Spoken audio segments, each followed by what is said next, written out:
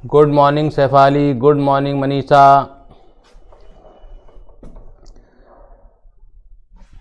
मनीषा, कल की क्लास आपने देख ली? क्योंकि कल आप लाइव क्लास में नहीं थी, तो रिकॉर्डेड क्लास आपने देख ली या नहीं देखी? ओके, देख लिया आपने। बाकी बच्चे भी जल्दी जल्दी ज्वाइन कीजिए, क्लास स्टार्ट करने वाला हूं मैं।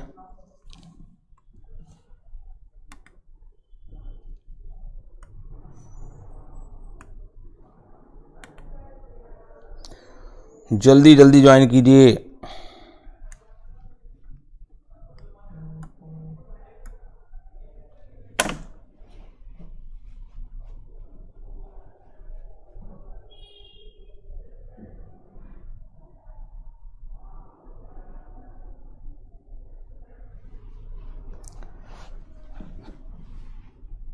मैं वेट कर रहा हूं, जल्दी से ज्वाइन कीजिए।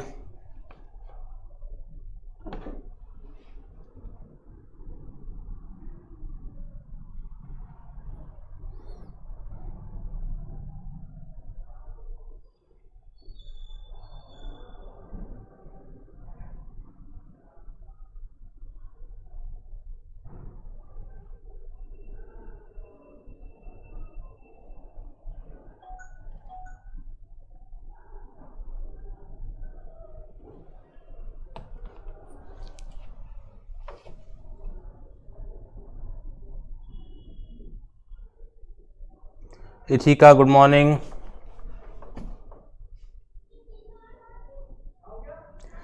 चलिए स्टार्ट कर लेते हैं क्लास आज की। हम लोग लास्ट क्लास में हम लोगों ने जो पढ़ा था वो मार्जिनल रिलीफ।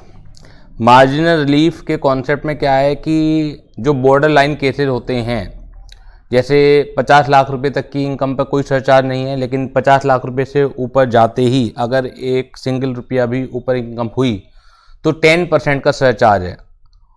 इस वजह से कुछ अनजस्टिस हो जाता है जो टैक्स पेयर बॉर्डर लाइन को क्रॉस करते हैं। जैसे 50 लाख पर जब हम टैक्स निकाल के देखते हैं तो कुछ और बैठता है, और 51 लाख पर कुछ टैक्स निकाल के बैठते हैं, तो इनकम तो हमारी 1 लाख इंक्रीज हुई है, लेकिन उस वजह से जो टैक्स में इंक्रीमेंट है वो 1 लाख से ज़्यादा हो जाता है। तो उस केस में मार्जिनल रिलीफ प्रोवाइड किया जाता है। मार्जिनल रिलीफ का जो कॉन्सेप्ट है वो क्या है कि increase in tax can not exceed increase in income, यानी कि जो टैक्स का इंक्रीज है वो इनकम के इंक्रीज से ज़्यादा किसी भी सूरत में नहीं होना चाहिए, और जितना ज़्यादा है अगर तो वो मार्जिनल रिलीफ के रूप में हम लोग प्रोवाइड करा देंगे। तो मार्जिनल रिलीफ का जो कॉन्सेप्ट है 50 लाख से ऊपर यानी कि 52 लाख के आसपास तक होता है। फिर जो रूल्स बदलते हैं वो 1 करोड़ की इनकम पे बदलते हैं। 1 करोड़ रुपए तक की इनकम पे 10% सरचार्ज है, और 1 करोड़ रुपए से ऊपर होते ही 5% का सरचार्ज बढ़ जाता है, यानी कि 15% हो जाता है। तो वहाँ पर भी 1 करोड़ 2 लाख 1 करोड़ 3 लाख के आसपास तक मार्जिनल रिलीफ का कॉन्सेप्ट अराइज होगा। इसके अलावा फिर 2 करोड़ रुपए तक की इनकम पर 15% सरचार्ज है, लेकिन 2 करोड़ रुपए से बियॉन्ड जाते ही 25% का सरचार्ज लगता है। तो वहाँ पर भी 2 करोड़ 3 लाख 2 करोड़ 4 लाख रुपए तक जो है मार्जिनल रिलीफ होगा। और अच्छी तरह आप निकालना जानते हैं मार्जिनल रिलीफ को कि पहले 2 करोड़ रुपए पर टैक्स निकालेंगे, और फिर जो टोटल इनकम है 2 करोड़ से 2 लाख है या 2 करोड़ 3 लाख है उस पर आप टैक्स निकालेंगे। फिर डिफरेंस देखेंगे कि इनकम का डिफरेंस कितना है और टैक्स का डिफरेंस कितना है, और टैक्स का डिफरेंस अगर इनकम के डिफरेंस से ज़्यादा आ रहा है तो जो अंतर आ रहा है उसे हम मार्जिनल रिलीफ के रूप में प्रोवाइड करा देते हैं। इसके बाद 5 करोड़ रुपए तक की इनकम पर जो सरचार्ज है वो 25% है, लेकिन 5 करोड़ रुपए से ऊपर जाते ही वो सरचार्ज की रेट हो जाती है 37%। तो वहाँ पर भी मार्जिनल रिलीफ का कॉन्सेप्ट अराइज होगा। तो मैं उम्मीद करता हूँ कि इस मार्जिनल रिलीफ के कॉन्सेप्ट में कोई आपको प्रॉब्लम नहीं आई होगी, और आज हम अपनी स्टडी को आगे बढ़ाते हैं। नोट्स मैंने आपको सबको दे ही दिए हैं। एक कॉन्सेप्ट और आया है इस बार से, वो भी हम लोग देख लेते हैं। अभी मैं उसे लिखवाऊंगा नहीं, अभी केवल नोट्स से ही पढ़ा रहा हूं मैं आपको उसे। जो टैक्स रेट हैं ये तो कॉमन हैं और ये कई सालों से चल रहे हैं। Tax rates for the previous year 2021 screen पर आप देख रहे होंगे। Assessment year 21-22। अब इस बार से एक नए टैक्स रेट का जन्म हुआ है, इस बात से एक नए टैक्स रेट का जन्म हुआ है, लेकिन वो कंडीशनल टैक्स रेट हैं। अभी हम उसकी कैलकुलेशन नहीं करेंगे। सेक्शन 115 BAC, सेक्शन 115 BAC, ये इसी बात से टैक्स रेट आए हैं।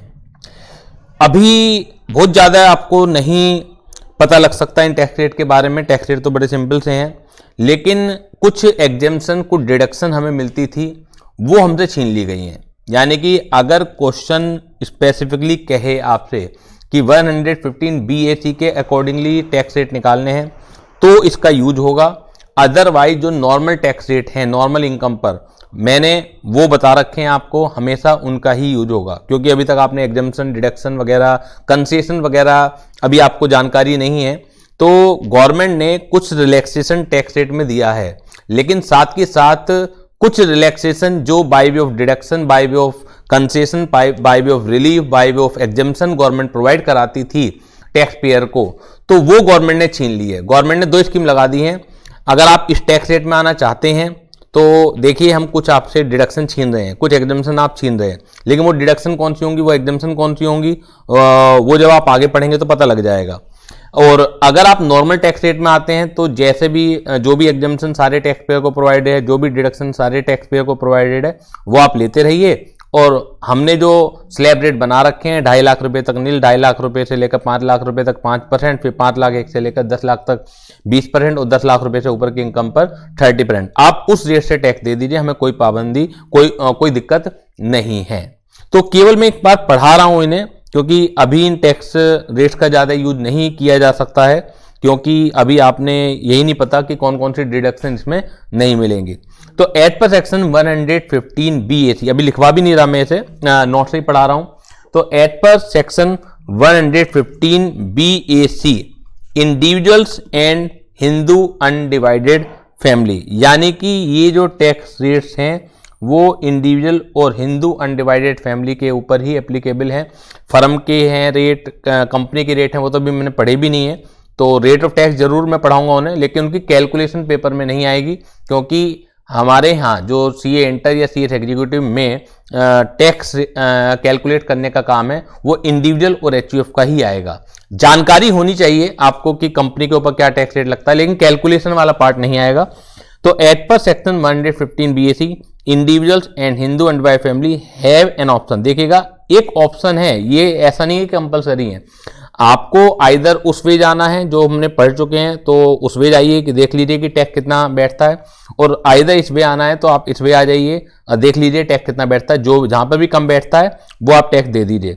तो have an option, not compulsory, to pay tax in respect of their total income other than income chargeable to tax at special rates under chapter 12। तो जो हमने नॉर्मल रेट पढ़े हैं तो उसमें स्पेशल रेट अभी भी नहीं पढ़े, तो जो स्पेशल रेट वाली इनकम है वो तो हमेशा ही स्पेशल रेट से टैक्सेबल होंगी। नाम जैसे लॉन्ग टर्म कैपिटल गेन है, जैसे लॉटरी है, और भी तमाम तरह की इनकम है। तो जो स्पेशल रेट से टैक्सेबल होनी है वो तो हमेशा ही स्पेशल रेट से टैक्सेबल होंगी। ये जो ऑप्शन है ये उसका ऑप्शन है जो आप स्लैब रेट में यूज करते थे कि 2.5 लाख तक नील, 2.5 लाख 1 से लेकर 5 लाख तक 5%, तो ये उसका ऑप्शन है। At following concessional rate if, देखिए कंडीशन लगा दी, if they do not avail certain exemption deduction, यानी कि कुछ सर्टेन एग्जेम्पशन और डिडक्शन जो SSC को मिला करती हैं तो वो उसे छोड़नी पड़ेंगी। वो दोनों हाथों से लड्डू नहीं ले सकता। निर्मला सीतारमण का कहना है कि अगर आपको ये वाला लड्डू चाहिए तो एक लड्डू तो आपको त्यागना पड़ेगा। ऐसा नहीं हो सकता कि आप एग्जेम्पशन पूरी और डिडक्शन पूरी क्लेम कर लें, जो भी हमने इनकम टैक्स रूल्स में प्रोवाइड कराई हुई हैं, और साथ ही साथ इन कंसेशनल रेट का भी आपको फायदा मिल जाए। अब क्योंकि वो एग्जेम्पशन डिडक्शन भी आपने पढ़ी नहीं है, वो धीरे धीरे करके पूरी इनकम टैक्स में पढ़ेंगे तो पता लग जाएगा कि कौन कौन सी एग्जेम्पशन डिडक्शन छोड़नी है। तो लाइक लीव ट्रेवल कंसेशन, ये सैलरी में हम पढ़ेंगे। स्टैंडर्ड डिडक्शन, ये भी हम सैलरी में पढ़ेंगे। Under the head salary, interest on housing loan on self occupied property, ये हम हाउस प्रॉपर्टी में पढ़ेंगे। और डिडक्शन अंडर चैप्टर 6A, तो चैप्टर 6A में काफी डिडक्शन है, लेकिन ये कह रहे हैं कि ये 2 डिडक्शन तो तब भी मिल जाएंगी, 80CCD2 एंड 80JJ ए। बाकी जो चैप्टर 6A की डिडक्शन है, मेडिकल इंश्योरेंस जाता है, लाइफ इंश्योरेंस जाता है, एजुकेशनल लोन लिया हुआ है उसका इंटरेस्ट जाता है, और भी तमाम तरह की डिडक्शन है, वो आपको छोड़नी पड़ेंगी अगर आप इन कंसेशनल रेट का फायदा उठाना चाहते हैं। पढ़ा के मैं छोड़ रहा हूं क्योंकि बार बार इसका जिक्र आएगा। जैसे जब हम सैलरी चैप्टर पढ़ेंगे, मैंने बोलूंगा कि लीव ट्रैवल कंसेशन मिलता है आपको, LTC मिलती है आपको, तो तब मैं आपको दोबारा लिंक करूंगा। देखिए ये डिडक्शन अगर आपको लेनी है तो फिर आप इस रेट में नहीं आ सकते जो मैंने 115 BAC में पढ़ा है। अगर आप LTC की एग्जाम्शन लेना चाहते हैं तो फिर नॉर्मल रेट में ही आपको अपनी कैलकुलेशन करनी पड़ेगी। ये जो कंसेशनल रेट है 2.5 लाख तक नील, ये तो वही है, 2.5 लाख 1 से लेकर 5 लाख तक 5%, ये भी वही है। अब जो आगे के रेट हैं वो स्लैब हैं वो चेंज हो गए। 5 लाख 1 से लेकर 7.5 लाख तक 10% है, 7,50,000 1 से लेकर 10 लाख तक 15% है, 10 लाख 1 से लेकर 12,50,000 तक 20% है, और 12,50,000 1 से लेकर 15 लाख रुपए तक 25% है, और अबव 15 लाख जो है 30% है। यानी कि 5 लाख के बाद के स्लैब इन्होंने धीरे धीरे करके बढ़ाए हैं। जैसे पहले एकदम 5 का 20 हो जाता था तो वो नहीं करा, 5 का 10 करा, फिर कुछ पर 15 करा, फिर कुछ पर 20 करा, फिर कुछ पर 25 करा, फिर कुछ पर 30 करा। पहले जो 10 लाख रुपए से ऊपर की इनकम थी डायरेक्टली 30% से होती थी, अब 15 लाख रुपए से ऊपर की इनकम 30% से। तो देखा जाए ये जो टैक्स रेट्स हैं उन SSC के लिए बेनिफिशियरी हैं जो अपनी टोटल इनकम में जो बाकी एग्जम्पशन है, बाकी डिडक्शन है जो मना की गई हैं, अगर वो क्लेम नहीं करते हैं या उनके पर्टिकुलर केस में वो डिडक्शन या एग्जम्पशन है ही नहीं, तो उनके लिए तो बेनिफिशियरी हैं। लेकिन अगर एग्जम्पशन या डिडक्शन SSC क्लेम करता है तो उनके लिए ये जो टैक्स स्लैब्स हैं वो जब हम कैलकुलेट करेंगे तो वो इतने काम के नहीं है। तो निर्मला सीतारमण ने इस बजट में, मतलब पिछले बजट में 2020 के बजट में, एक हाथ से लड्डू छीन लिया और दूसरे हाथ से लड्डू दे दिया। दोनों हाथों में लड्डू आप नहीं रख सकते। तो बताइए ये समझ में आई आपको बात या नहीं आई? जल्दी से अपने जवाब भेजिए कि आपकी बात समझ में आई या नहीं आई। जल्दी से जवाब भेजिए अपने, फिर हम आज की क्लास को आगे बढ़ाते हैं। ये केवल मैंने अभी रेफरेंस पर्पज के लिए कि जब भी मैं लिंक करूं आपको तो एकदम क्लिक कर जाना चाहिए, तो इस वजह से मैंने आपको आज ये रेट ऑफ टैक्स कराए हैं। अभी मैं लिखवा नहीं रहा हूं उन्हें। अब हम बात करते हैं कुछ एक्सेप्शंस की। अगर आपको ध्यान होगा तो प्रीवियस ईयर की मैंने डेफिनेशन लिखवाई थी, और प्रीवियस ईयर की डेफिनेशन में क्या था? प्रीवियस ईयर की डेफिनेशन में क्या था हमारा कि previous year means a financial year, previous year means a financial year immediately preceding the relevant assessment year. Previous year means a financial year immediately preceding the relevant assessment year. ये मैंने आपको लिखाया था। ध्यान है आपको या नहीं ध्यान है? जल्दी से जवाब भेजिए। और हमारा जो करंट प्रीवियस ईयर है, करंट प्रीवियस ईयर है वो क्या है? 2020 2021, यानी कि 1 अप्रैल 2020 से स्टार्ट हो गए 31 मार्च 2021 तक जाएगा। और साथ ही साथ उसमें मैंने आपको एक एक्सेप्शन भी लिखवाई थी। In case of a newly startup business और प्रोफेशन और a new source of income comes into existence, एक एक्सेप्शन भी लिखवाई थी। First previous year will start from the date when the new source of income came into existence. ध्यान आ रहा है आपको? ध्यान आ रहा है एक्सेप्शन या नहीं ध्यान आ रही है? चलिए, उसके बाद मैंने 2-3 पेज आपको छुड़वा भी दिए थे। मैंने कहा बाद में यूज करवाऊंगा, ठीक है? तो आप जल्दी से उन 2-3 पेज को निकालिए और फिर मैं आगे की कहानी बताना स्टार्ट करता हूं आपको। जल्दी से निकालिए उन 2-3 पेजेज को।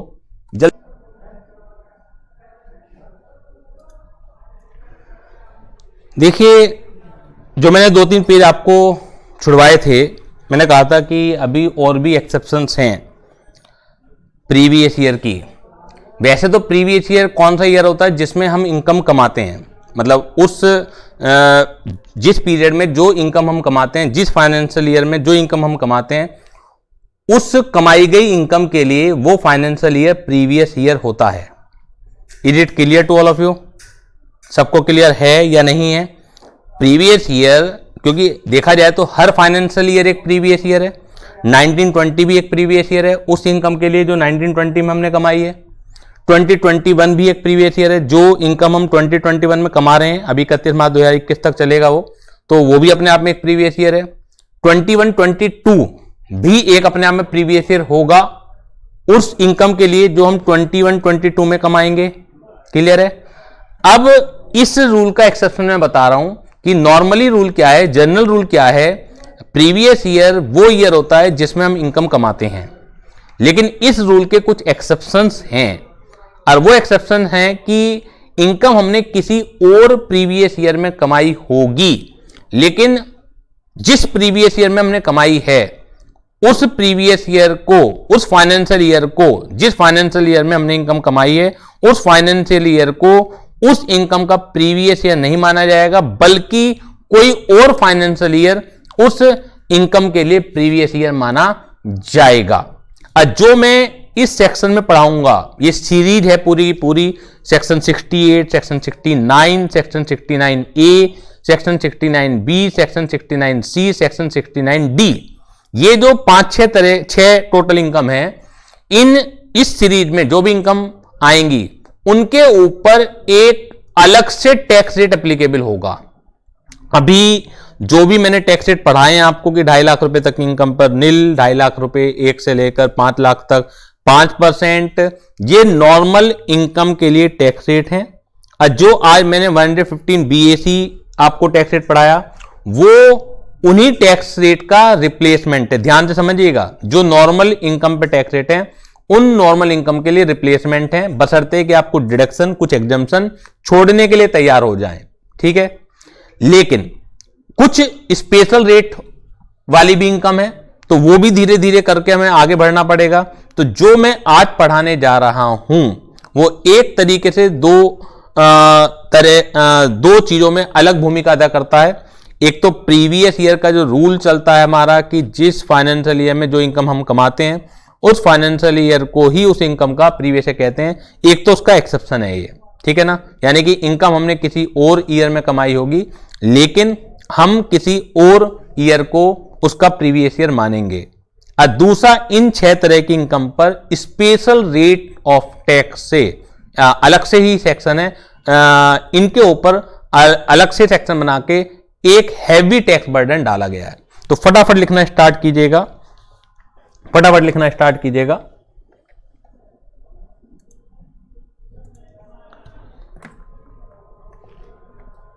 आप भी अपने रजिस्टर निकाल लीजिएगा, ठीक है।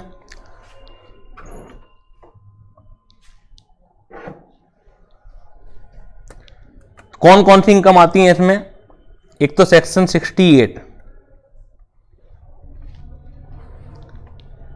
Cash credit, cash credit. इसके अलावा सेक्शन 69, अभी इनके बारे में मैं एक्सप्लेन अभी करता हूं, फिलहाल आपको लिखवा देता हूं। और ये फुल थ्योरी हानि लिखवाऊंगा क्योंकि थोड़ा सा बड़ा मैटर है इसमें, तो टाइम ज्यादा लग जाएगा, तो नोट्स मैंने इस पर्पज के लिए दे रखे हैं आपको। तो सेक्शन 68 कैश क्रेडिट है, सेक्शन 69 है unexplained investment, unexplained investment. Section 69A, section 69A जो है वो है अनएक्सप्लेन्ड मनी का, अनएक्सप्लेन्ड मनी का है। सेक्शन 69B जो है वो है investment, investment not fully disclosed, investment not fully disclosed. और सेक्शन 69C जो है वो है अनएक्सप्लेन्ड एक्सपेंडिचर,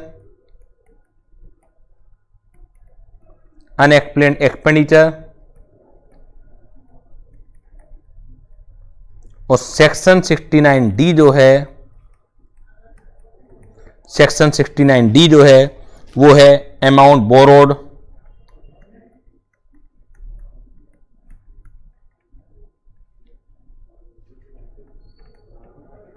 और रीपेड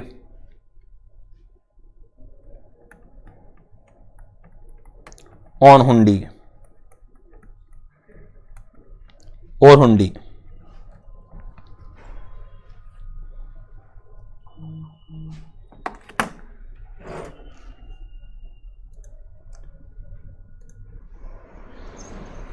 एक एक करके से समझते हैं। ये एक्सेप्शन, ये जो 6 सेक्शन है, सेक्शन 69, सेक्शन 68 कैश क्रेडिट का, सेक्शन 69 अनएक्सप्लेन्ड इन्वेस्टमेंट का, सेक्शन 69A अनएक्सप्लेन्ड मनी का, section 69B investment not fully disclosed, section 69C unexplained expenditure और सेक्शन 69D अमाउंट बोरोड और रीपेड ऑन हुंडी। ठीक है, ये एक्सेप्शन है कि प्रीवियस ईयर उस ईयर के अलावा भी हो सकता है जिस ईयर में हम इनकम कमाते हैं। अब पहला पॉइंट लेते हैं कैश क्रेडिट। कैश क्रेडिट का मतलब है लोन।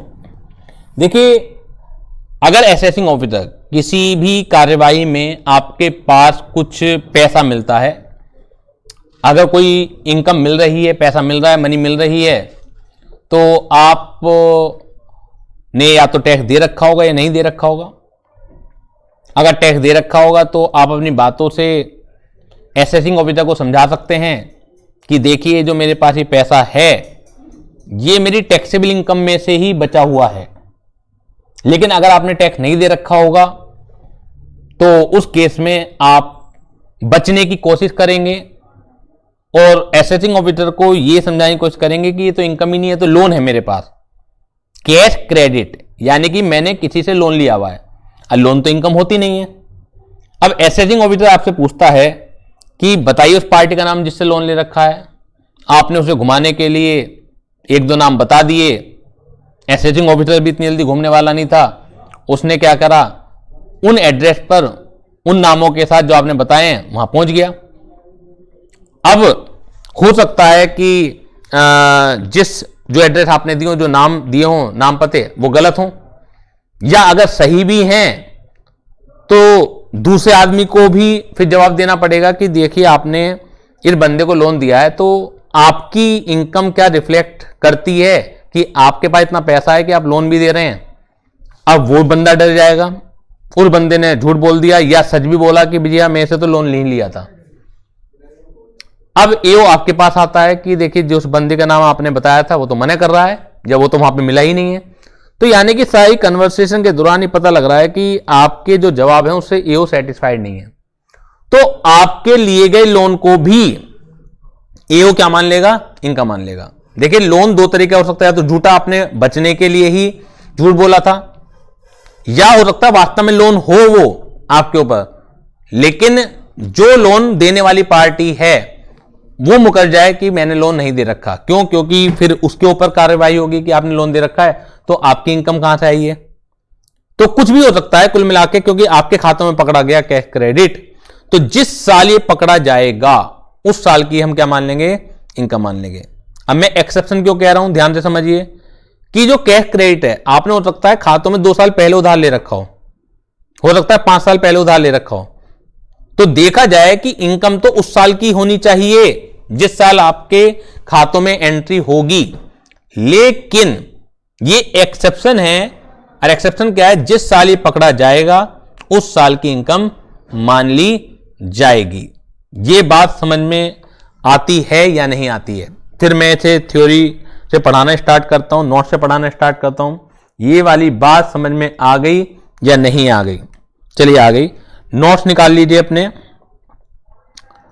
वैसे तो स्क्रीन पर भी अच्छी तरह दिखाई दे रहे हैं, ये जो सामने बच्चे बैठे हैं उन्हें तो फिजिकल नोट भी मैंने हार्ड कॉपी दे रखी है।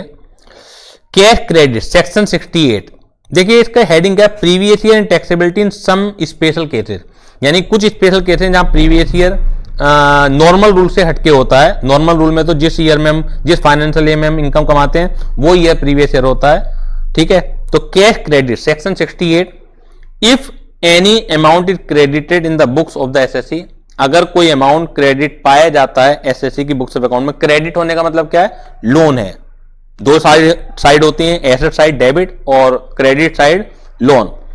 एनी ऑफर्स नो एक्सप्लेनेशन और ऑफर्स अनसेटिस्फैक्टरी एक्सप्लेनेशन, और एसएससी या तो कोई एक्सप्लेनेशन ऑफर ही नहीं कर पाता है या ऑफर करता है तो उससे वो अनसेटिस्फैक्टरी है, यानी कि एओ सेटिस्फाइड नहीं होता है about the nature and source of such amount, then the sum so credited may be charged to tax as the income of the previous year in such sum is found credited in the book।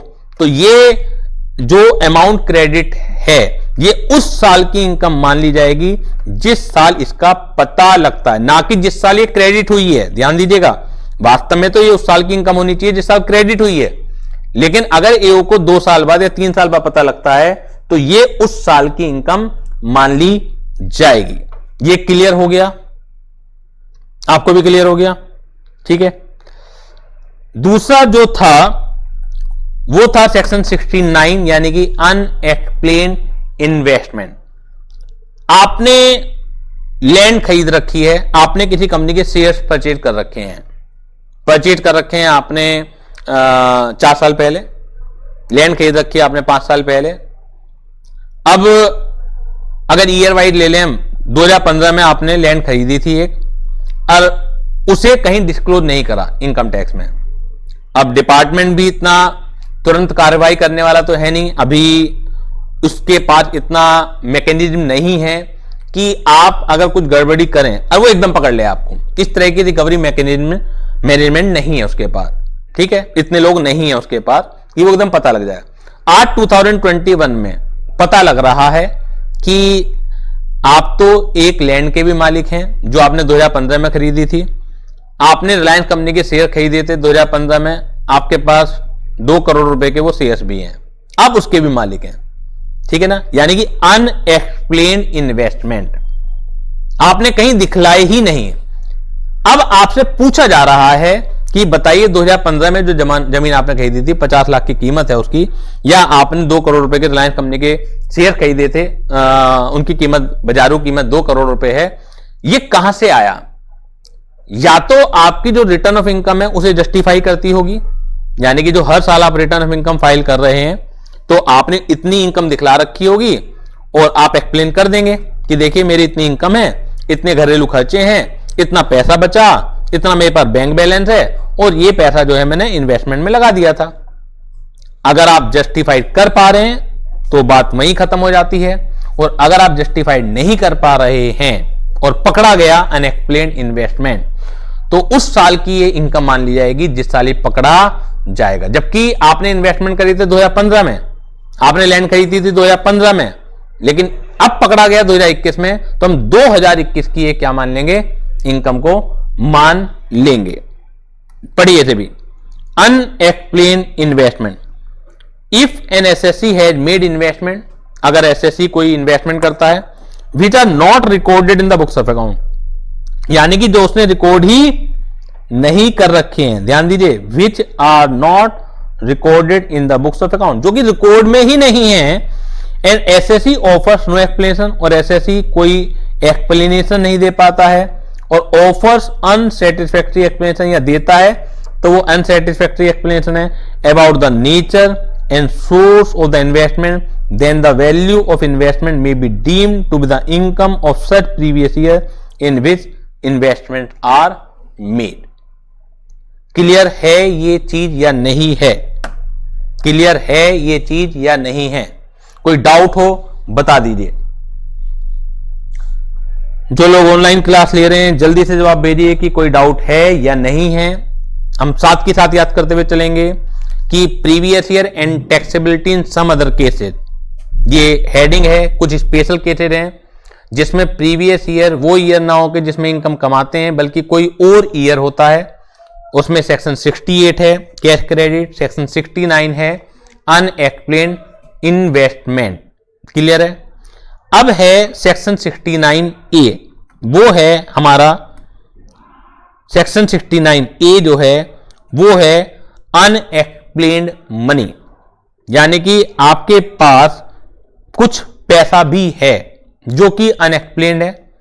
इस पैसे में क्या आएगा, खाली cash नहीं आएगा, इस पैसे में आपके पास कुछ गोल्ड है जो आपने बिस्तरों में दबा रखा है, उसके ऊपर गद्दे लगा रखे हैं, उस पर आराम से आप चैन की नींद सोते हैं।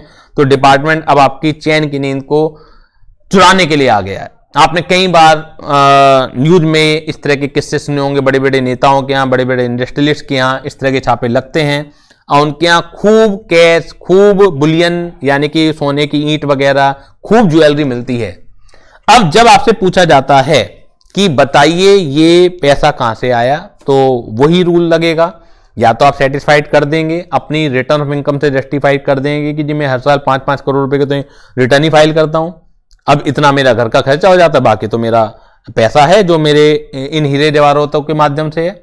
लेकिन अगर आप सेटिस्फाइड नहीं कर पाए तो जिस साल ये पकड़ा जाएगा उस साल की इनकम मान ली जाएगी। देखिएगा, if an assessee is found to be the owner of any money, bullion, jewelry or other valuable article which are not recorded in the books of account, and the SSC offers no explanation or offers unsatisfactory explanation about the nature and source of acquisition of such asset, then the money and the value of the bullion, jewelry or other valuable article may be deemed to be the income of the SSC of such previous year in which he is found to be the owner. Clear है? सब जगह language अगर आप देखें तो एक जैसी ही है, केवल शुरू की 2-3 लाइनें चेंज हैं और वो हेडिंग से पता लग जाएंगी कि इस सेक्शन में क्या पकड़ा गया है। ठीक है, सेक्शन 69B ये है amount of investment not fully disclosed in the books. अभी हमने सेक्शन 69 पढ़ा था, वो था undisclosed investment, unexplained investment. Section 69B है इन्वेस्टमेंट आपने दिखला तो रखे हैं लेकिन वो सही वैल्यू पर नहीं दिखला रखे। आपने एक लैंड खरीदी 1 करोड़ रुपए की, आपको पता ब्लैक मनी आपके पास, अब 1 करोड़ रुपए को कहां से जस्टिफाइड करेंगे, तो आपने उसे दिखलाई 20 लाख रुपए की है, दिखला तो रखी है कि आप एक लैंड के मालिक हैं। आपने रिलायंस कंपनी के शेयर खरीदे 5 करोड़ रुपए के, आपने दिखला तो रखे हैं लेकिन उनकी वैल्यू दिखला रखी है 1 करोड़। 4 करोड़ रुपए ब्लैक मनी है आपके पास। क्यों? क्योंकि अगर आप उसे 5 करोड़ रुपए दिखलाएंगे तो ये एकदम पूछेगा 5 करोड़ कहां से आए। तो जब तक छुपा सकते हैं छुपाने की कोशिश करी आपने, लेकिन आज आपका जो सनी है वो आपके ऊपर चढ़ गए और डिपार्टमेंट को पता लग गया, और डिपार्टमेंट को पता लग गया तो उन्होंने आपके यहां सर्च एंड सीजर कर दिया। अब आपसे पूछा जा रहा है कि भाई साहब ये जो आपकी 2 करोड़ रुपए की जमीन थी, आप तो कह रहे हैं 50 लाख रुपए की है, भाई साहब ये 5 करोड़ रुपए की रिलायंस कंपनी के शेयर है, मार्केट वैल्यू आप तो कह रहे हैं कि 1 करोड़ रुपए का है। अब आप उन्हें सेटिस्फाइड नहीं करा पा रहे या कोशिश कर रहे हैं, वो सेटिस्फाइड नहीं हो रहा है, तो जो भी डिफरेंस होगा वो आपकी क्या मान ली जाएगी, इनकम मान ली जाएगी। देखिएगा, if an SSC has made investment or is found to be the owner of any bullion, jewellery or other valuable article which are not fully disclosed in the books of account maintained by him, and SSC offers no explanation or offers unsatisfactory explanation, then the excess amount may be deemed to be the income of the SSC for the previous year when he is found to be the owner. Is it clear to all of you? इसका example भी जो study material में दिया हुआ है वही मैंने ले रखा है, बाकी अपने भी एग्जाम्पल मैंने दे दिए। If the SSC is found to be the owner of say 300 gram of gold, मान लीजिए कि 300 ग्राम गोल्ड उस पर पाया गया, मार्केट वैल्यू है 25,000 during the financial year ending 31 मार्च 2021, यानी कि आपके फाइनेंशियल ईयर में पाया गया कि आपके पास 300 ग्राम गोल्ड है, but he recorded to have spend 15,000 in acquiring it, लेकिन उसने बुक्स ऑफ अकाउंट में दिखला रखा है कि मैंने तो 15,000 रुपए ही खर्च करे थे। The AO can add 10,000, यानी कि 25,000 minus 15,000, the difference of the market value of such gold and 15,000 as the income of the SSC if the SSC offers no satisfactory explanation thereof। अगर SSC उसकी सही जवाब नहीं दे पाता है, ऐसा नहीं है कि 25,000 रुपए का गोल्ड आप 15,000 रुपए में नहीं खरीद सकते हैं, लेकिन आप जवाब दीजिए ना। हो सकता है किसी को बहुत मजबूरी हो, उसने जल्दी में पैसा चाहिए, एकदम कैश चाहिए, उसने 10,000 रुपए सस्ता बेच दिया।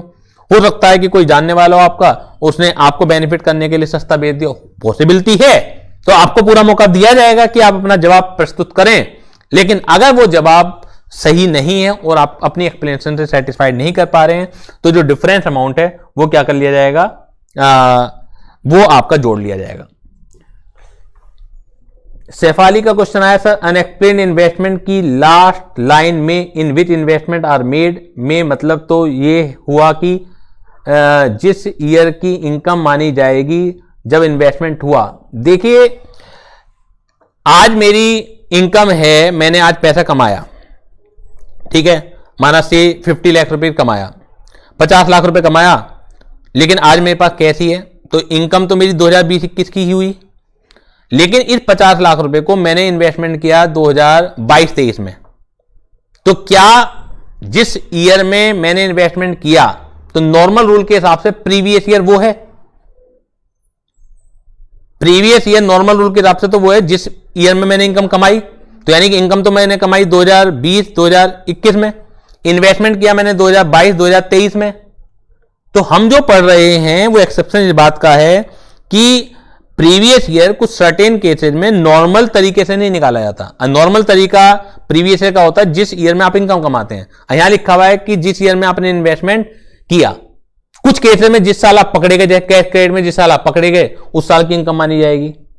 तो सैफाली, आपको क्लियर हुआ कि हम क्या एक्सेप्शन पढ़ रहे हैं, और उससे जो कॉन्सेप्ट है उससे मिलता जुलता है ये वाली बात या नहीं है। मीनाक्षी कह रही है सर सत्यम का ज्वाइन नहीं हो पा रहा है। तो मीनाक्षी, अभी तो मैं कुछ नहीं कर सकता क्योंकि मैं लाइव क्लास ले रहा हूं। तो सत्यम क्या करेगा, सत्यम फिर रिकॉर्डेड क्लास ही देख पाएगा। कोई बात नहीं है, रिकॉर्डिंग भी हो ही रही है तो रिकॉर्डेड क्लास देख लेगा वो। तो सैफाली को क्लियर हो गया। अब नेक्स्ट पॉइंट क्या है हमारा, अनएक्सप्लेन्ड एक्सपेंडिचर। ध्यान दीजिएगा, क्या खर्चा कोई इनकम है? खर्चा कोई इनकम नहीं है, लेकिन एक करोड़पति आदमी है, अभी लड़की की शादी 2020-21 में कर रहा है वो, और शहर में चर्चा है कि 5 करोड़ रुपए का उसने खर्च करे हैं। बड़ी बड़ी शादियों के चर्चे हो जाते हैं। अब डिपार्टमेंट को पता लगा, शादी भी आपका निमट गया, अगले दिन ही वो पहुंच गए आपके पास कि भाई साहब मुबारक हो, आपकी लड़की की शादी हो गई, सही संपन्न हो गई, लेकिन ये बताइए आपने इतना सारा खर्चा किया है, इसका हिसाब किताब दीजिए। 5 करोड़ रुपए। ऐसे जी कहता है जी ये तो खर्चा है, कोई इनकम थोड़ी है। अरे खर्चा तो भाई साहब आप तब करेंगे जब पहले इनकम होगी। ये 5 करोड़ आए कहां से आपके पास? अब एसएससी को हार्ट अटैक पड़ गया, परेशान है वो कि क्या जवाब दे, कुछ का कुछ उसके मुंह से निकल रहा है, ये वो सेटिस्फाइड नहीं हो पा रहा। तो जो आपने खर्चा कर दिया, ये तो मैंने एक एग्जांपल लिया प्राइवेट खर्चे का, बिजनेस खर्चे में भी जो बिजनेस एक्सपेंडिचर है उसमें भी ये वाली बात शामिल होती है। माना एक इंडस्ट्रियलिस्ट के यहां छापा पड़ता है फैक्ट्री के ऊपर, देखते हैं उन्होंने तो 100 एसी लगा रखे हैं, इस तरह का खर्चा कर रखा है, तो आपसे पूछा जाएगा कि ये एसी कहां से आए थे, प्रोजेक्टर कहां से आए थे, इनकी कॉस्ट, तो आप एक्सप्लेनेशन नहीं दे पाते हैं। तो चाहे वो बिजनेस एक्सपेंडिचर है चाहे वो आपका प्राइवेट एक्सपेंडिचर, दोनों के ऊपर लगता है अनएक्सप्लेन्ड एक्सपेंडिचर, तो वो एक्सपेंडिचर भी आपकी क्या मान ली जाएगी, इनकम मान ली जाएगी। तो इसमें भी वही वाली बात है, जिस साल आप एक्सपेंडिचर करेंगे, लेकिन जो एक्सपेंडिचर अगर आज मैंने लड़की की शादी करी है 2020-21 में 5 करोड़ रुपए लगा के, तो क्या 5 करोड़ आज ही कमाए होंगे? मैंने कमाए तो धीरे धीरे करके 20 साल में होंगे। तो रूल तो ये होना चाहिए था, जिस साल कमाए उस साल की इनकम मानी जानी चाहिए थी, लेकिन मानी कब की जा रही है? जिस साल ये आपने एक्सपेंडिचर कर दिया। क्या? हाँ सेविंग्स हैं, तो सेविंग को जस्टिफाइड करो ना आप। आपके पास आज 5 करोड़ रुपए आ गए, मान ली बात कि 5 करोड़ रुपए आपने खर्चा करा, तो 5 करोड़ आप बताओ ना कैसे कैसे सेविंग करी है। जिस साल आपने सेविंग करी है उस साल की रिटर्न तो होगी आपके पास। ऐसे कैसे नहीं है तो पकड़े जाओगे आप।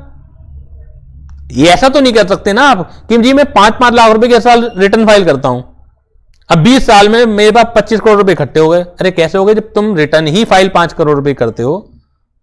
मोदी साहब क्या कहते हैं? ये तो कहते हैं कि लोग बाग अपनी विदेश यात्रा पे तो खर्चा करते हैं काफी, गाड़ियां 10-10 लाख रुपए की लेते हैं, ठीक है ना, उनके पास सारे रिकॉर्ड हैं, लेकिन 10 लाख रुपए से ऊपर की रिटर्न बनने वाले हमारे देश में 125 करोड़ में से 2-3 लाख होंगे, जबकि गाड़ियां उनके पास 10-10 लाख रुपए से ऊपर की हैं। तो जस्टिफाइड नहीं हो पा रही ना बात क्लियर हो गई। Unexplained expenditure section 69C, if an SSC has incurred any expenditure, अगर एसएससी कोई एक्सपेंडिचर इनकर करता है दैट इज मैरिज के ऊपर या पार्टी के ऊपर, ये तो प्राइवेट एक्सपेंडिचर हो गए, या कोई बिजनेस एक्सपेंडिचर भी करता है, and he offers no explanation और offers unsatisfactory explanation about the source of such expenditure, then the amount of such expenditure may be deemed to be the income of the SSC of previous year in which such expenditure had been incurred. Is it clear to all of you? Clear है? इसमें मैं unexplained expenditure में आगे 2-3 लाइनें कभी जुड़वाऊंगा, वो मैं जिस समय यूज होगा उसका तब बताऊंगा। फिलहाल चलिए थोड़ा सा हिंट दे देता हूं।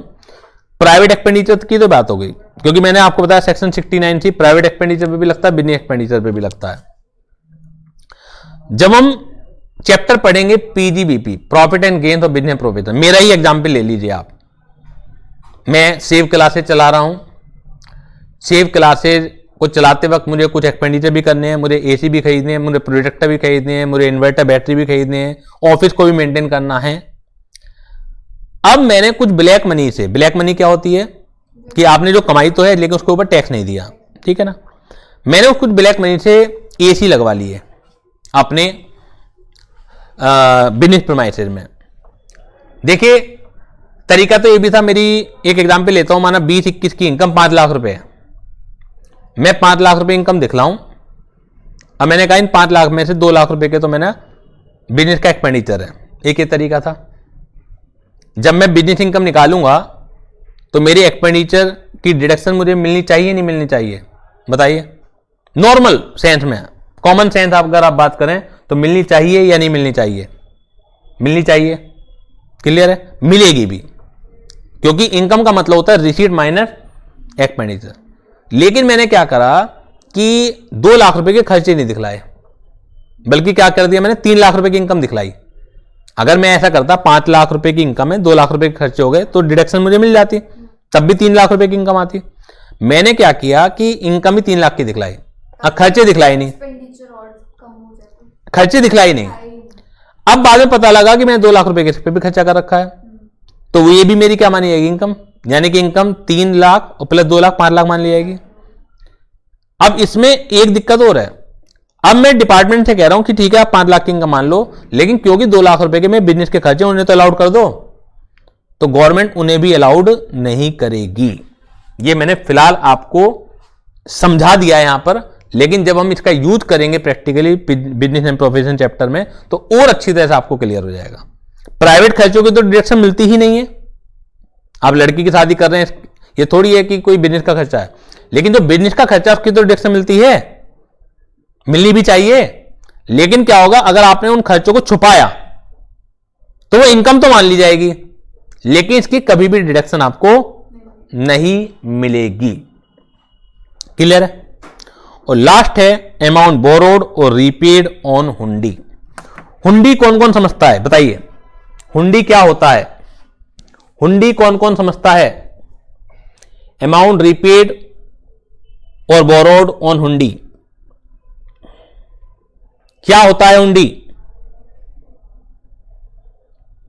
किसी को पता है? आपने अमाउंट उधार लिया या रिपेमेंट करा ऑन हुंडी, बेसिकली जब हम सेक्शन पढ़ेंगे तो ये अदर देन अकाउंट पे चेक।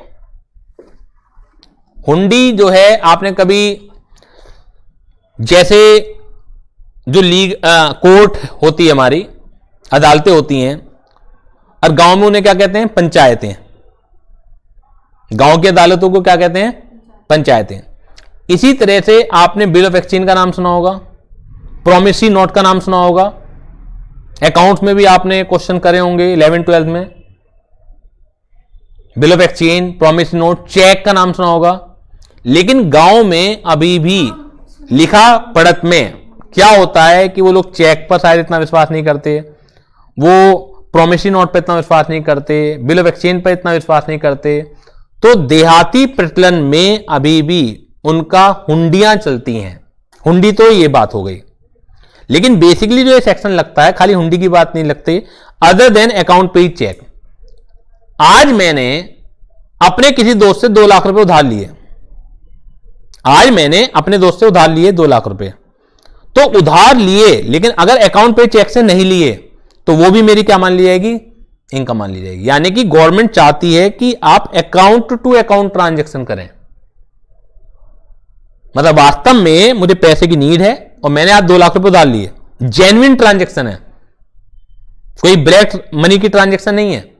लेकिन गवर्नमेंट ये कहती है अगर तुमने अदर देन अकाउंट पे चेक से उधार लिए तो वो भी आपकी क्या मान ली जाएगी, इनकम मान ली जाएगी। आज मैंने अकाउंट पे चेक से उधार लिए तो section 69D not applicable on me, clear है। लेकिन गलती क्या कर दी, जब उधार चुकाया तब अदर देन अकाउंट पे चेक से चुका दिया तो भी मेरी क्या मान ली जाएगी, इनकम मान ली जाएगी। अब आप पूछेंगे सर एक बात बता दीजिए, जब आपने उधार लिया अदर देन अकाउंट पे चेक से लिया 2 लाख, एक गलती है, इनकम मान ली गई, और जब उस उधार को चुकाया तब भी अदर देन अकाउंट पे चेक से चुकाया तो क्या 2 बार इनकम मान ली जाएगी? Answer is no. गलतियां 2 बार हो सकती हैं आपकी, उधार लेते वक्त या उधार चुकाते वक्त। अगर दोनों बार गलतियां हुई हैं तो भी 1 बार इनकम मानी जाएगी। उधार लेते वक्त भी गलती हुई है आपसे, चुकाते वक्त भी हुई है गलती आपसे, तो 1 बार इनकम मानी जाएगी जिस समय आप पहली बार गलती कर रहे हैं। और अगर दोनों में से एक ही बार गलती हुई है तो उस बार भी इनकम मान ली जाएगी। Section 69D, where any amount is borrowed or repaid to any person otherwise than through an account paid check, the amount so borrowed or repaid shall be deemed to be the income of the person borrowing or repaying the amount. Such income shall be charged to tax in the previous year in which the amount was borrowed or repaid as the case may be. Is it clear to all of you? जल्दी से जवाब भेजिए अपना। हमने total 6 section इसमें पढ़े हैं। कुछ सर्टेन स्पेशल केसेज हैं जिसमें प्रीवियस ईयर वो ईयर नहीं होता है जिसमें आप इनकम कमाते हैं, बल्कि उसके अलावा कोई और ईयर होता है। पहला सेक्शन 68 जिसे हम कहेंगे कैश क्रेडिट। कैश क्रेडिट में हमने पढ़ा कि आपके पास कुछ लोन का अमाउंट पकड़ा गया जो आपने किसी और साल ले रखा था और आप उसकी एक्सप्लेनेशन नहीं दे पाते, तो जिस साल ये पकड़ा जाएगा तो उस साल की इनकम मान ली जाएगी। सेक्शन 69 हमने क्या पढ़ा, अनएक्सप्लेन्ड इन्वेस्टमेंट, तो जिस साल आपने इन्वेस्टमेंट किए होंगे उस साल की इनकम मानी जाएगी। सेक्शन 69A हमने क्या पढ़ा, अनएक्सप्लेन्ड मनी। सेक्शन 69B क्या पढ़ा, investment not fully disclose. Section 69C हमने क्या पढ़ा, अनएक्सप्लेन्ड एक्सपेंडिचर। और सेक्शन 69D हमने क्या पढ़ा, अमाउंट बोरोड और रिपेड ऑन हुंडी, यानी कि अदरवाइज देन अकाउंट पे चेक। तो अगर आप इनकी हेडिंग भी याद कर लेंगे तो अंदर का मैटर तो आप अपने आप लिख देंगे। इसलिए मैंने आपको जो नोट्स बनवा रहा हूं उसमें हेडिंग लिखवा दी मैंने आपको। घर पर आप 2-3 लाइन और बढ़ा लीजिएगा अपनी लैंग्वेज में, अदरवाइज फुल नोट्स मैंने आपको दे रखे हैं। अगर ये 6 इनकम पकड़ी गई तो देखिएगा इनके ऊपर एक स्पेशल रेट ऑफ टैक्स है और वो है सेक्शन 100BE। सेक्शन 115BE क्या कहता है, सेक्शन 115BE कहता है कि अगर ये इनकम पकड़ी गई तो इनके ऊपर कितने % से टैक्स लगेगा, देखिएगा जरा, 60% से। बाप रे बाप, 60% से टैक्स लगेगा। तो जो चोर हैं इनकम टैक्स के वो सावधान हो जाएं, डराने के लिए इतना हैवी टैक्स बर्डन है जितनी इन सेक्शनों में पकड़ी जाएगी। और आगे देखिए, अभी खाली 60% भी नहीं है, अभी आगे मजे लीजिए। अगर आपकी इन सेक्शनों में इनकम पकड़ी गई कभी भी तो डर इतना बैठा रखा है गवर्नमेंट ने कि बचेंगे नहीं आप। इनके ऊपर कितने % से टैक्स लगेगा, 60% से टैक्स लगेगा। और आगे देखिए, अभी ना केवल 60% से टैक्स लगेगा बल्कि इसके ऊपर सरचार्ज भी 25% लगेगा। यानी कि 60% का 25% कितना होता है? 60% का 25% कितना होता है? 15। तो 60 प्लस 15 75% टैक्स हो गया। और अभी उसके ऊपर 4% education health and education share भी लगेगा। तो अगर ओवरऑल टैक्स बर्डन देखें तो 78% आपको टैक्स देना पड़ जाएगा। अगर आप झूठ नहीं बोलते, अगर आप चोरी नहीं करते, तो नॉर्मल केसेस में 30% का ही तो टैक्स रेट है बस मैक्सिमम, इससे ऊपर तो नहीं है टैक्स रेट। लेकिन अगर आपने चोरी की, गवर्नमेंट को परेशानी हुई आपको पकड़ने में, या तो आप अपने आप ही पकड़वा लें अपने आप को ईमानदार बन के कि देखिए मेरी इतनी इनकम है, आप टैक्स लगा दीजिए मेरे ऊपर। लेकिन अगर गवर्नमेंट से आपने चोर सिपाही का खेल खेला और सिपाही के पकड़ में अगर आप आ गए, गवर्नमेंट के पकड़ में आ गए, तो 78% टैक्स रेट आपको देना पड़ेगा। सरचार्ज 25% लगेगा इसके ऊपर, irrespective of your total income. ध्यान दीजिए, जो अभी हमने टैक्स रेट पढ़े हैं, सरचार्ज के रेट पढ़े हैं, उससे कोई लेना देना नहीं होगा, इसका कोई भी लेना देना नहीं होगा। अगर आपकी 20 लाख रुपए की इनकम पकड़ी गई इन सेक्शनों में, तो आप बताइए नॉर्मल केसेस में क्या 20 लाख रुपए की इनकम पर कोई सरचार्ज लगता है? बताइए मुझे, नहीं लगता है। लेकिन अगर इन सेक्शनों में पकड़ी गई तो 20 लाख रुपए के ऊपर 60% टैक्स भी लगेगा, 25% आपका सरचार्ज भी लगेगा, 4% आपका हेल्थ एंड एजुकेशन शेयर भी लगेगा। यानी कि टोटल 78% आपको टैक्स देना पड़ेगा, अगर आपकी इनकम 50 लाख से भी कम क्यों ना हो। जबकि नॉर्मल केस में 50 लाख से कम की इनकम पर कोई सरचार्ज एप्लीकेबल नहीं होता है। यह बिल्कुल स्पेशल है केस। इसके अलावा आप ये बताइए कि नॉर्मल केसेस में आपकी इनकम कितनी भी हो, 2.5 लाख रुपए तक की तो छूट मिलती है आपको। चाहे आपकी 1 करोड़ भी इनकम है, चाहे आपकी 10 करोड़ भी इनकम है, शुरू के 2.5 लाख रुपए तो एग्जम्पशन मिलेगी। लेकिन अगर आप इन सेक्शन में पकड़े गए तो आपको कोई बेसिक एग्जम्पशन भी नहीं मिलेगी। देखिए जरा, no basic exemption or allowance or expenditure shall be allowed to the SSC under any provision of the income tax act in computing such deemed income. कोई बेसिक एग्जम्पशन नहीं मिलेगी, कोई अलाउंस, कोई एक्सपेंडिचर का तो मैंने भी बताया था आपको। प्राइवेट एक्सपेंडिचर तो वैसे ही अलाउड नहीं होते, लेकिन बिजनेस के खर्चे तो बिजनेस की इनकम निकालते हुए अलाउड होंगे, वो भी आपको नहीं मिलेंगे अगर आपकी इनकम इन सेक्शनों में पकड़ी गई। आप कुछ पूछना चाह रही हैं? इतनी जल्दी भूल गई तुम? जेल वगैरह की है, वो अलग चलते हैं, ये तो टैक्स रेट है। जेल वगैरह की पनिशमेंट कब कब मिलेगी उनके सेक्शन अलग हैं वो। हाँ, मतलब जानकारी के लिए मैं बता देता हूं आपको, तो हमें इंटरमीडिएट लेवल पर तो वो हमारे सेक्शन ही नहीं है, लेकिन जानकारी के लिए बता रहा हूं, वो अलग सेक्शन चलेंगे।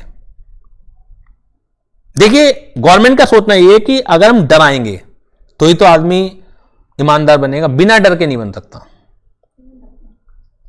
आपने देखा होगा जब रोड सेफ्टी के रूल्स बदले गए, अभी नितिन गडकरी ने 10-10 गुना फाइन कर दिया। पहले आदमी का हेलमेट नहीं लगाया 100 रुपए का फाइन, सीट बेल्ट नहीं पहनी 100 रुपए का फाइन, तो डर नहीं रहता था, ठीक है पकड़े जाएंगे कोई बात नहीं है। अब फाइन बहुत कई गुना कर दिया, तो अब आदमी एक्स्ट्रा कॉशियस होकर चलता है, फाइन से तो डर लगता है। तो यहां पर भी गवर्नमेंट की सोच यही है। क्लियर है? तो पहला स्टार पॉइंट मैंने पढ़ा दिया आपको, दूसरा स्टार पॉइंट पढ़ा दिया मैंने आपको, थर्ड स्टार पॉइंट अभी समझ में नहीं आएगा set of and carry forward का, तो इसे अभी आप छोड़ दीजिए। ये सेक्शन क्लियर हुआ कि नहीं हुआ? जल्दी से मुझे बता दीजिए सब लोग, ये सेक्शन क्लियर हुआ कि नहीं हुआ? इंपॉर्टेंट सेक्शन था, ये सेक्शन क्लियर हुआ कि नहीं हुआ? सभी को क्लियर है सेक्शन?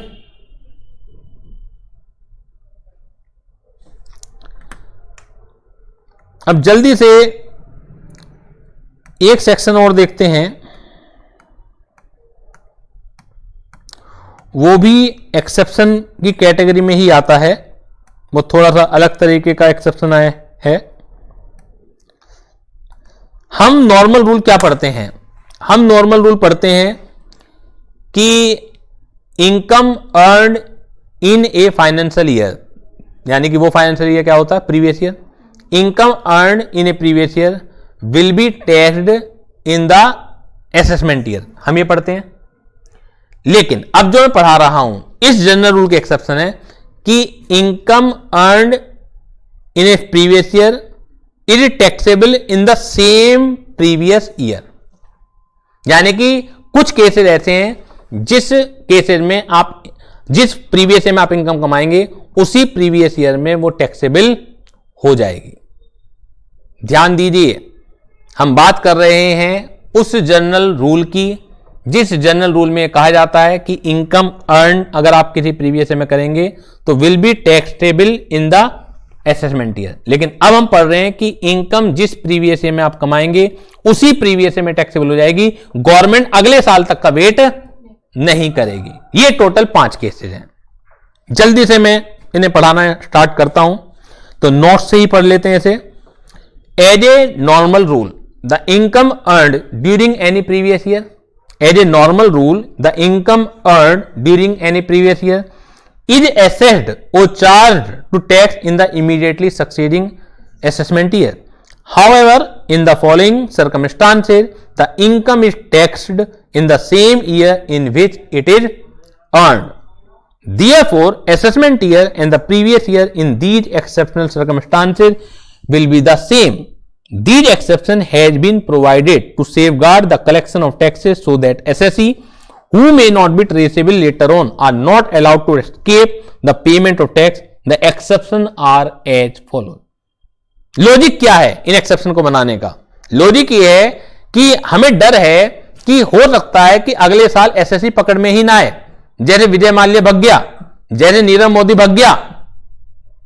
इनकम आपने कमाई इस साल और आपको लगता है कि अगले साल तो मैं यहां रहूंगा ही नहीं, तो आपने टैक्स इस साल नहीं दिया और आप देश छोड़ के भग गए।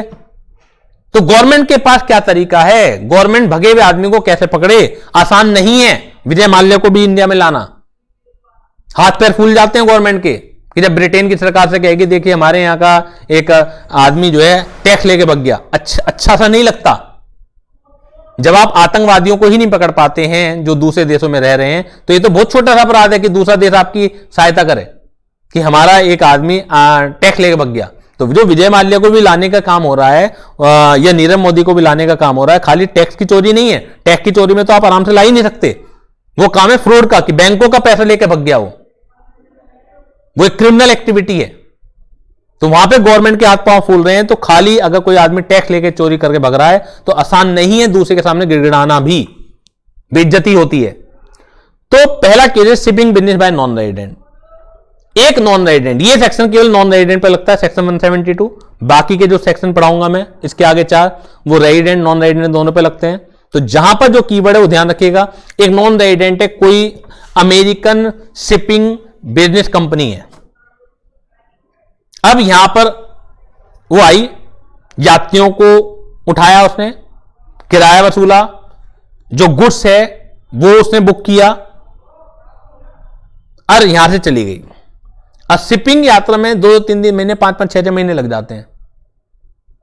ऐसा नहीं है कि एक शिप आया 4 दिन बाद दोबारा आएगा। कई बार तो क्या होता है कि क्योंकि सेम जो शिप है वो कभी इंडिया की यात्रा पर है, कभी इजराइल की यात्रा पर है, कभी रसिया की यात्रा पर है, एक शिप आने के बाद हो सकता है वो 5 साल अगले 5 साल आए ना। तो गवर्नमेंट को डर है इस बात का कि अगर हम इनकी इनकम पर टैक्स अगले साल तक रोकेंगे, वैसे भी नॉन रेजिडेंट हम बिगाड़ क्या लेंगे इसका, तो उस केस में अगले साल ये हमें पकड़ में नहीं आएगा। तो गवर्नमेंट ये कह रही है जितना आपने किराया इंडिया से रिकवर करा 7.5% इनकम मान लीजिए, 7.5% टैक्स नहीं देना, 7.5% उसका क्या मान लीजिए, इनकम मान लीजिए। ठीक है, पढ़ेगा shipping business by non resident section 172।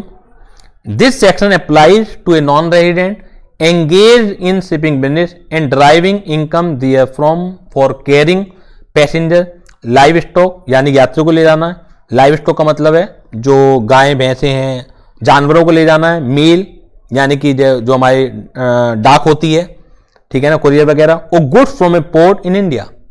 तो 7.5% of the freight paid or payable to the owner or charter or any person on his behalf whether in or outside India shall be deemed to be the total income. मैं बार बार बात कर रहा हूं, 7.5% tax नहीं देना है, 7.5% income आनी है। सपोज कीजिए उसने 1 करोड़ रुपए का किराया इंडिया से उठाया, तो 1 करोड़ का 7.5% कितना है? 7.5 लाख। तो 7.5 लाख इनकम है। अब टैक्स क्या निकलेगा? 2.5 लाख एग्जेम्प्ट। अगर यानी टैक्स तो जो आपको रेट बता दिए उसी तरीके से निकलेगा। आपको ये देखना है कि 7.5% टैक्स रेट है या इनकम है। अगर वर्ड लिखा हुआ इनकम है तो टैक्स रेट तो आपको फिर उसी तरह से लगाने हैं। क्लियर है सबको? मीनाक्षी क्लियर है? इसी का क्लियर? मनीषा? चलिए, section 174 person leaving India. Section 174 person leaving India. अभी जैसे मैंने बताया विजय माल्या, नीरव मोदी, हो सकता है कोई व्यक्ति का इरादा परमानेंटली इंडिया को छोड़ के जाने का है। अब जब आदमी का परमानेंटली इंडिया को छोड़ के जाने का होता है तो गलत विचार दिमाग में आते हैं उसके कि अगर मैं गवर्नमेंट का पैसा लेके भग जाऊं तो गवर्नमेंट करेगी क्या। तो अगर डाउट होता है डिपार्टमेंट को, पता लगता है कि कोई व्यक्ति परमानेंटली इंडिया छोड़ के जाने वाला है, वो उसके वीजा से पता लग जाता है। जब आप देश से बाहर जाते हैं तो टूरिस्ट वीजा लेके जा रहे हैं या कोई और वीजा लेके जा रहे हैं तो वीजा से पता लग जाता है। तो उस केस में ईओ क्या करता है? 2 टैक्स निकालता है। एक तो normal previous year assessment year का, और ये एक जो एक्सेप्शनल है। आप ये सोचिए कि 2021 चल रहा है, 2021 प्रीवियस ईयर है किस इनकम के लिए जो मैं 2021 में कमाऊंगा, और 2021 एक असेसमेंट ईयर भी है उस इनकम के लिए जो मैं 19-20 में कमा चुका हूंगा। तो एओ को पता लग रहा है कि ये 15 जुलाई 2020 को इंडिया छोड़ के चला जाएगा, तो 15 जुलाई 2020 को वो 2 असेसमेंट ईयर करेगा। कौन कौन से? एक तो 1920 का नॉर्मल असेसमेंट, और एक 1 अप्रैल 2020 से लेकर 15 जुलाई और जो 20 जुलाई मैंने आपसे बोली है वहां तक की इनकम का मेरा असेसमेंट कर देगा और उसी समय मुझे टैक्स देना पड़ेगा। Is it clear? Person leaving India section 174। This section applies when it appears to AO that an individual may leave India during the current assessment year or shortly after its expiry and he had no intention of coming back to India. In case of such person, the total income from 1st April of that assessment year up to the probable date of its departure from India shall be taxable in that year itself at the rate applicable to that assessment year. Clear? तो हमने 2 पढ़े, 172 shipping business by non resident और 174 person living permanently India. ये study material page number 34 का example है। Suppose x is living India from for USA on 10th of June 2020 and it appears to the EO that he had no intention to return. Before leaving India, Mr. X may be asked to pay income tax on the income earned during previous year 1920 as well as on the total income earned during the period 1st April 20 to 10th of June 2020. Clear है चीज जो भी मैंने example दिया था। Section 174 capital A, ये क्या है? अगर कोई group, association of person, body of individual या आर्टिफिशियल जुरिडिशल पर्सन एक पर्टिकुलर इवेंट या पर्पज के लिए क्रिएट होता है। देखिए, इसका पहले लॉजिक बताना पड़ेगा मुझे। लॉ को पढ़ने की एक तमीज होती है, तो पहले वो तमीज आपको क्लियर होनी चाहिए कि प्रैक्टिकल लाइफ में जो लॉ है बिल्कुल वर्ड टू वर्ड एप्लीकेबल होता है, चाहे उसका अर्थ कितना भी बेहुदा क्यों ना निकले। अगर आपको लॉ को तोड़ना है तो आपको वर्ड को पकड़ में आना चाहिए कि शब्दों को कैसे पकड़ा जाता है। ये पहला रूल है। आपको एक केस बताता हूं पुराना, पूरा डिटेल में तो नहीं बताऊंगा क्योंकि टाइम ज्यादा लग जाएगा। आपको पता होगा पहले जब फांसी की सजा दी जाती थी कोर्ट के द्वारा, तो कोर्ट क्या आदेश पारित करती थी? टू बी हैंग्ड, यानी कि लटका दो। जवाहरलाल नेहरू के पापा जी जो मोतीलाल नेहरू थे, उनके मुवक्किल को भी एक बार जज ने यही सजा दी, टू बी हैंग्ड। अब मोतीलाल नेहरू के एकदम दिमाग में आया कि इन शब्दों का फायदा उठाया जाए, और उन्होंने शब्दों का फायदा उठाया। जब उनके मुवक्किल को लटकाया गया फांसी के फंदे पर, तो लटकाने के बाद भी 15-20 मिनट आधा घंटा लगता ही है मरने में, तो जज से कहा कि जज साहब आपका आदेश पूरा हो चुका है, प्लीज मेरे मुवक्किल को छोड़ दीजिए। जज साहब को भी गुस्सा आया, क्या कह रहे हैं? तो मोतीलाल नेहरू ने समझाया कि आपने आदेश में क्या लिखा, टू बी हैंग, लटका दो, तो लटका दिया, अब छोड़ दीजिए। और आप यकीन मानिए उस केस में छोड़ना पड़ा था। गलतियां हमेशा होती हैं लॉ में, आपको पकड़ में आनी चाहिए। आप अपनी बातों से, आप अपने लॉजिक से दूसरे आदमी को समझाएं, आगे गलतियां नहीं होंगी। बाद में लॉ चेंज करना पड़ा और आज की तारीख में किसी को सजा दी जाती है मौत की, तो क्या कहा जाता है? To be hanged till death. ये शुरुआत से नहीं था, मनीषा ने लिखा था कि to be hanged till death लिखते हैं, तो ये आज की तारीख में लिखते हैं, लेकिन शुरुआत से नहीं था, यानी कि गलती पकड़ में आई। अब इस चीज को समझते हुए 174A को समझिएगा। होता क्या है कि एक एसोसिएशन ऑफ पर्सन आपने बनाया, कानूनन एओपी की लीगल एंटिटी अलग है इनकम टैक्स में, या बॉडी ऑफ इंडिविजुअल बनाया, या आर्टिकल जुरिडिक्शनल पर्सन का एक ग्रुप बनाया, उनकी लीगल एंटिटी अलग है। फाइनेंशियल ईयर 2021 में बनाया, इनकम कमाई, उन्हें डिजोल्व कर दिया क्योंकि पर्पस पूरा हो गया। अब रूल क्या है कि प्रीवियस एक इनकम पर असेसमेंट ईयर में टैक्स लगेगा। अब असेसमेंट ईयर जब डिपार्टमेंट ने टैक्स लगाना चाहा, तो आपने क्या गिना दिया कि वो तो खत्म हो चुका, डिजोल्व हो चुका। डिपार्टमेंट ने कहा कि आप पर्सनल लेवल पे दो। अब पर्सनल लेवल की लीगल एंटिटी अलग है, अब ग्रुप की लीगल एंटिटी अलग है। ग्रुप को तो तब पकड़ा जाएगा जब ग्रुप मौजूद होगा, अब ग्रुप मौजूद है नहीं, तो उस केस में गवर्नमेंट ने 174A इंसर्ट किया।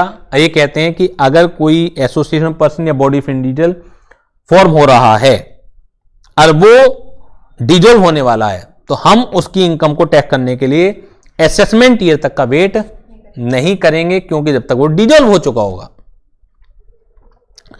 This section applies where the AO is of the opinion that any association of person or body of individual or any artificial juridical person formed for a particular event or purpose may be dissolved in that assessment year in which it is formed or shortly thereafter. The total income from 1st April of that assessment year up to the date of its dissolution shall be chargeable to tax in that assessment year itself at the rate applicable to that assessment year. नीचे इसका example है, वो आप देख लीजिएगा। Section 175, person likely to transfer property to avoid tax. आप ये बताइए कि माना मेरे ऊपर 1 करोड़ रुपए का इनकम टैक्स ड्यू है, नहीं देता तो गवर्नमेंट क्या करेगी? मेरी प्रॉपर्टी वगैरह को बेचना स्टार्ट करेगी, मेरी जो एसेट्स हैं उन्हें कब्जे में लेना स्टार्ट करेगी। इससे आए तो मुझे कुछ नहीं कर सकती। मैं अपने आप को इंसॉल्वेंट डिक्लेयर करा लूं तो ये थोड़ी फांसी पे चढ़ा देगी। अगर मेरे पास कुछ है तो रिकवर करेगी, लेकिन मेरे पास कुछ है ही नहीं तो रिकवर नहीं करेगी। तो बहुत से लोग क्या करते थे, माना इनकम टैक्स मेरे ऊपर ड्यू है, अब मैं अपनी प्रॉपर्टी को बेचना स्टार्ट कर देता हूं, जिससे मैं मुझे टैक्स ना चुकाना पड़े। अपनी वाइफ को देना स्टार्ट कर दिया, अपने मम्मी पापा को, अपने ब्रदर को देना स्टार्ट कर दिया। बहुत से लोग ऐसा किया करते थे और अभी भी करते हैं। अब अगले असेसमेंट ईयर तक क्या होगा, जब गवर्नमेंट आपसे टैक्स मांगेगी तो आप अपने आप को इंसॉल्वेंट डिक्लेयर करा देंगे कि मेरे पास तो कुछ है ही नहीं, जो है वो ले लीजिए आप। तो गवर्नमेंट क्या कर सकती है? कुछ भी नहीं कर सकती। तो गवर्नमेंट को अगर ऐसा लगता है कि कोई पर्सन अपनी एसेट को अनयूजुअल तरीके से बेच रहा है, तो कहीं ना कहीं उसके दिमाग में कोई शैतानी चल रही है। तो उस केस में गवर्नमेंट प्रीवियस ईयर की इनकम पर प्रीवियस ईयर में टैक्स लगा देगी, असेसमेंट ईयर तक का वेट नहीं करेगी। तो person likely to transfer property to avoid tax, it applies when it appears to the AO that a person is likely to charge, sale transfer, dispose of or otherwise part with any of his assets so as to avoid his tax liability. The total income from 1st April of that assessment year to the date when the AO commences proceeding under this section shall be chargeable to tax in that assessment year itself at the rates applicable to that assessment year. और last है इसमें discontinued business. अगर कोई व्यक्ति अपना business discontinue करने जा रहा है तो एओ अगले साल तक का वेट नहीं करेगा, क्योंकि आज तो हमें पता है कि इसका ठिकाना क्या है, दुकान का पता क्या है, यहां पे मिल जाएगा. लेकिन अगर कोई व्यक्ति डिसकंटिन्यू कर रहा है, बिजनेस बंद कर रहा है, तो एओ उसके डिसकंटिन्यूएशन की डेट तक टैक्स उसी साल लगा देगा जिस प्रीवियस ईयर में वो इनकम कमा रहा है. असेसमेंट ईयर तक का वेट नहीं करेगा. तो लास्ट है discontinued business section 176. This section applies where any business or profession is discontinued in any assessment year. The total income from 1st April of that assessment year up to the date discontinuation shall be taxable in the year of discontinuation at the discretion of the assessing officer. ये सब clear हुआ या नहीं हुआ? ये exception किस बात की है? ये एक्सेप्शन है कि income of the previous year itself chargeable to tax in the previous year, not wait for assessment year.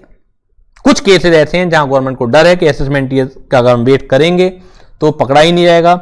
172 173 इसमें नहीं है, बीच में गायब है इस सीरीज में से. तो shipping business by non resident 174 जो है पर्सन लीविंग इंडिया है. फिर 174 ए बीच में इंसर्ट किया है कि अगर एसोसिएशन ऑफ पर्सन है, बॉडी ऑफ इंडिविजुअल है, पर्टिकुलर पर्पज के लिए फॉर्म होते हैं और बाद में वो डिसॉल्व हो जाएंगे तो उनके लिए 174 ए है. इसके बाद 175 है person likely to transfer property to avoid tax और 176 है डिसकंटिन्यूड बिजनेस का. तो आज हमने 2 सीरीज कंप्लीट करी हैं. काफी बड़ी ये सीरीज थी, तो उम्मीद करता हूं कि आप सबको क्लियर हो गया होगा. कोई डाउट हो तो मुझे बता दीजिए, कोई भी डाउट हो बता दीजिए. बाकी हम बात करेंगे नेक्स्ट क्लास में. तब तक के लिए धन्यवाद.